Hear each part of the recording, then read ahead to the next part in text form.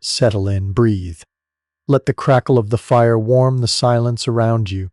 Tonight, I want to take you far away, beyond the worries of today, beyond the clutter of the present moment. Tonight, we walk together into the past, into a world of flickering torches, stone castles, and muddy roads, a world where kings sat high upon thrones of oak and iron, and peasants bent their backs in the fields, tilling the soil from dawn until dusk.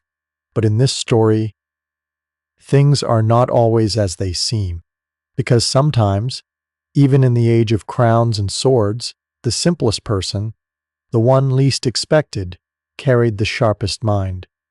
This is the story of a peasant who outwitted a king. Imagine a small medieval village, hidden between rolling hills and deep green forests. The roofs are thatched, the walls are timber, and smoke curls from stone hearths into the gray sky. Life here is hard, but it has a rhythm, one that begins with the rooster's cry and ends with the soft glow of firelight. In this village lived a man named Tomas. He was not strong like the blacksmith, nor wealthy like the miller, nor well regarded like the village priest. Thomas was to most eyes just another poor farmer with calloused hands and clothes patched too many times to count.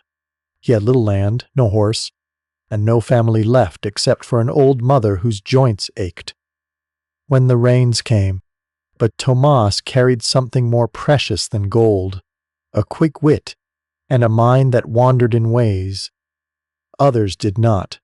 While his neighbors cursed the stones in the field, or the stubborn mule that refused to pull, Thomas would laugh softly and find another way. They called him simple, sometimes even foolish, but Tomas listened more than he spoke, and behind his quiet eyes, ideas were always turning. One winter, the king who ruled this land grew restless. He was a proud man, fond of showing his cleverness in riddles and games. But when courtiers tired of flattering him and lords tired of losing to him, he looked outward for amusement. So he made a decree. Every village must send one man to the castle. That man must answer the king's riddle, fail, and the village pays double taxes for the year. Succeed, and the village earns the king's favor. When this news reached Tomas's village, fear swept through the streets. The villagers gathered in the square, whispering in panic. No one wanted to stand before the king. They imagined the gleam of his crown, the sharpness of his tongue, the laughter of his knights. When a poor peasant stumbled over words, the miller said he was too busy. The blacksmith claimed he had iron to shape. The priest muttered that such riddles were worldly and not fit for him. At last all eyes turned toward Tomas, not because he was brave or respected, but because he was the one they thought could be spared. "Send Tomas," someone muttered. "He has nothing to lose." And so it was decided. On the morning Tomas left for the castle, frost clung to the earth, and his breath rose in pale clouds. His mother pressed his hands and whispered, "Do not be afraid, my son. Remember, kinkies may have crowns, but even crowns rest on heads made of flesh and bone." With only a rough cloak for warmth and bread in his satchel, Tomas walked the road to the castle. He passed other peasants from other villages, each chosen, each carrying the same mix of dread and hope. Some muttered prayers, others practiced answers under their breath. Tomas walked quietly, eyes on the horizon, mind drifting like smoke. By evening, the castle rose before them, its walls black against the fading sky. Torches burned along the battlements, and the gates yawned wide like the mouth of some great beast. The peasants were led into a vast hall where the king waited on his throne. His robe shimmered with gold thread. His beard was neatly trimmed, and his eyes gleamed like a hawk's. Around him, nobles and knights leaned close, eager to watch the show. One by one, The peasants were called, and one by one they failed. The king's riddles were sharp as daggers, twisting words, until even the clever stumbled. With each failure the king laughed, and the hall echoed with the sound. At last, it was Tomas's turn. He stepped forward, his patched cloak dragging across the marble floor. The nobles smirked. The king leaned forward, lips curled in amusement. "Well, peasant," the king said, his voice booming, "do you think yourself clever enough to match wits with your sovereign?" Tomas bowed his head. "I do not know, your majesty, but I can try," the court chuckled. The king raised his hand for silence. "Then hear my riddle," he said. "Answer, and your village shall be free of tax for a year. Fell, and they shall pay double. Listen well, I am taken from a mine, shut up in a wooden case, from which I am never released, and yet I am used by almost every man. What am I?" The hall fell silent. The peasants in the back looked at one another in confusion. The nobles whispered. The king's smile widened. Tomas closed his eyes. He thought of his mother's words. He thought of the mines deep in the hills, of the wooden cases in the village, of the things men used every day without thinking. And then, slowly, his lips curved into a smile. The firelight flickers, shadows dance on stone walls, and the hall holds its breath. Tomas stands before the king, the riddle echoing in his ears. "Eek, eek. I am taken from a mine, shut up in a wooden case, from which I am never released, and yet I am used by almost every man. What am I?" Tomas thinks. He pictures miners, bent backs, black dust clinging to skin. He pictures wood boxes stacked in the market, and then he remembers the sharp, dark sticks the scribe once carried when he came through the village to record taxes. Tomas looks up. His voice is steady, quiet, but sure, your majesty. The answer is graphite. "A pencil," the court murmurs. The king leans back. His smile falters for the briefest moment. Then he claps his hands. "Well done, peasant," he says. "You are clever than you look. Few have bested me this day." The courtiers applaud, but their eyes narrow. This simple farmer had succeeded where many failed. The king waves his hand. "Go. Your village will not pay tax this year. But I warn you, peasant, don't think your little trick has made you my equal. One riddle is nothing. Perhaps I shall call you back again." Tomas bows and leaves the hall. But inside, his heart burns with a quiet fire. The king had tried to humiliate him, and he had stood his ground. The story of his victory would ripple across villages, whispered at wells and taverns.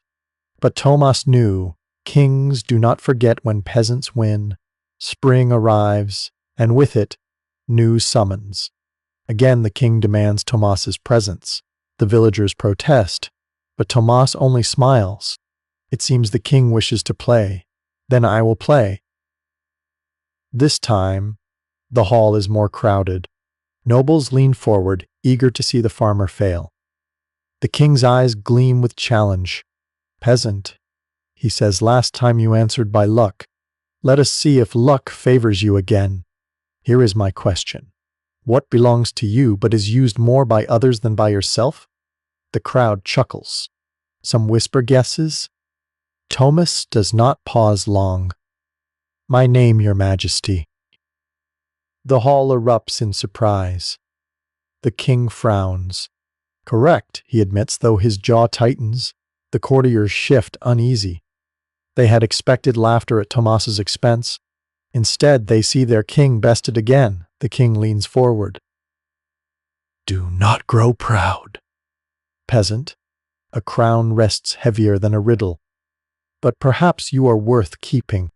From that day, Tomas is summoned often, not as a knight, not as a noble, but as the king's puzzle solver, his jester of wit. And slowly, Tomas learns that riddles are only the surface of the game.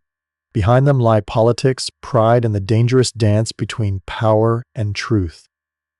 Months pass. Tomas grows bolder. His answers earn murmurs of respect, even from those who once mocked him. The people outside the castle whisper. There is a peasant who speaks to the king as an equal. The king, restless, decides to humble him once and for all.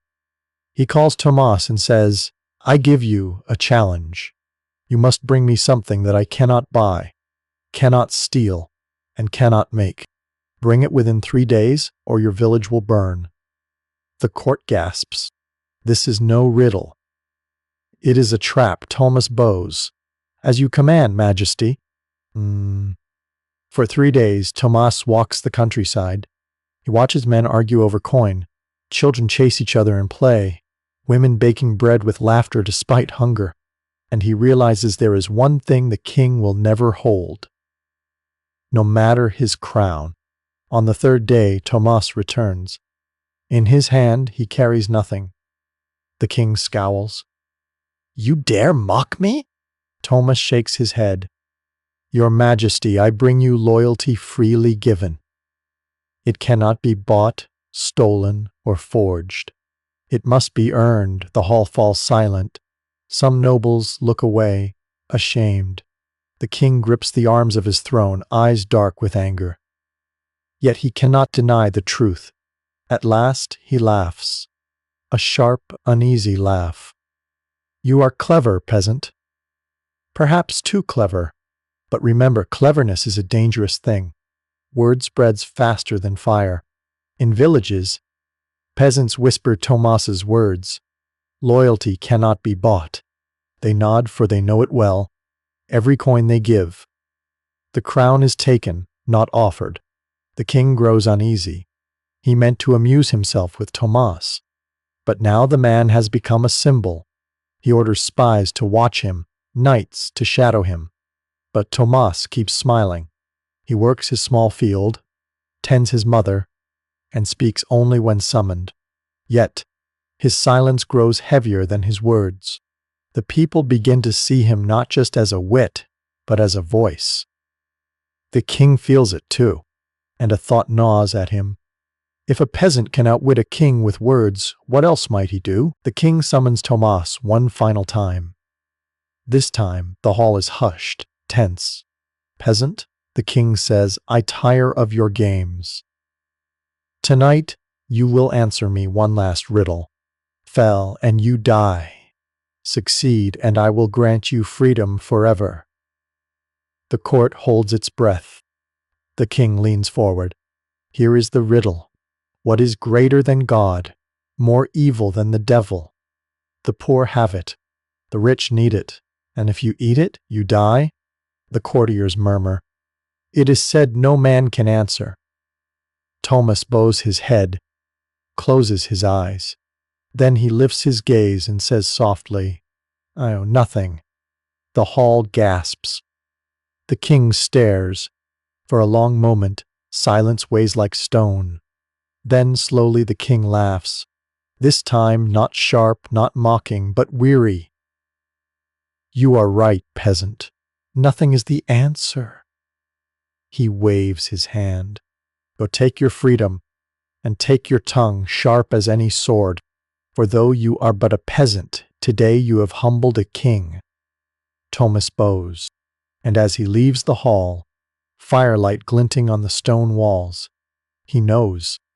His story will outlive both crown and throne. Tomas leaves the hall that night with his life intact. But something inside him has changed. The torches of the castle flicker behind him as he walks into the cool night air, and for the first time, the weight of fear lifts from his shoulders. He has faced the king's greatest riddle and survived. Yet freedom is not the same as peace. When Tomas returns to his village, the people greet him with joy. They cheer, they clap him on the back. They press loaves of bread into his hands. You've saved us again, they say. You've made him listen. You've shown that even a king can be bested. But Tomas only smiles faintly. He sees the hunger in their eyes. the thinness in their faces. He knows words alone will not fill their bellies. That night, as the village sleeps, Tomas sits outside his cottage. His mother's soft breathing drifts from within. Above him the stars burn clear and cold. He thinks of the king on his throne, gilded and heavy.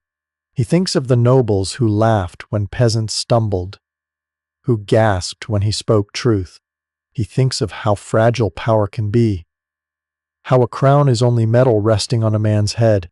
The fire beside him crackles. He stares into the embers, and he knows this story is not yet over. Months turn to years. Tomas is not summoned again. The king, weary of being outwitted, chooses silence. But silence can be dangerous.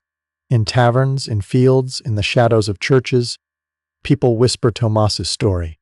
He stood before the king and answered every riddle. He brought back freedom for his people. He spoke of loyalty that cannot be bought, and with every telling the story grows. Some say Tomas was blessed by saints. Others say he carried secret books of wisdom. Children play games, pretending to be the peasant who humbled the king. His name, once spoken with pity, is now spoken with pride. But Tomas himself remains humble. He tends his field, cares for his mother until her passing, and greets each dawn with the same quiet strength. When people ask how he found the answers, he only shrugs. The truth, he says softly, is always simple. You just need courage to speak it. The king grows old. His laughter fades, his riddles forgotten. Yet Tomas's story lives on, not in the marble halls of the castle, but in the voices of the people. As Tomas nears the end of his days, he sits once more by the fire. His hair is white, his hands rough with age, but his eyes still carry that same spark of quiet mischief. A group of children gathers at his feet, eager to hear the tale again. He begins, his voice calm, steady, the crackle of the fire filling the spaces between words. He tells them of the king who thought himself the cleverest man alive. He tells them of the riddles, of the laughter of nobles, of the silence that followed when truth was spoken. He tells them not to fear those who sit higher, but to remember that wisdom can rest in the humblest of hands.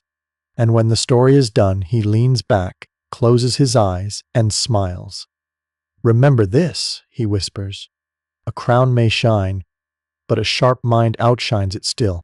And sometimes the greatest victory is not won with swords or armies, but with words spoken at the right time, with courage in the heart. The children sit in silence, the fires glow, painting their faces. Outside, the night stretches deep and calm. And so the story ends, not with a clash of steel, not with a king's downfall, but with the gentle truth that even the smallest voice can echo louder than power itself. Now let the fire settle into embers. Feel the warmth of its glow, the comfort of its steady crackle. The story of Tomas has been told, and the night grows quiet once more. Close your eyes, breathe deeply. Let the echoes of his courage carry you into rest. Sleep, knowing that even in the grand sweep of history, the simplest soul can shine. Sleep, knowing that wisdom often lies where we least expect it. Sleep and dream of stories yet untold. Good night.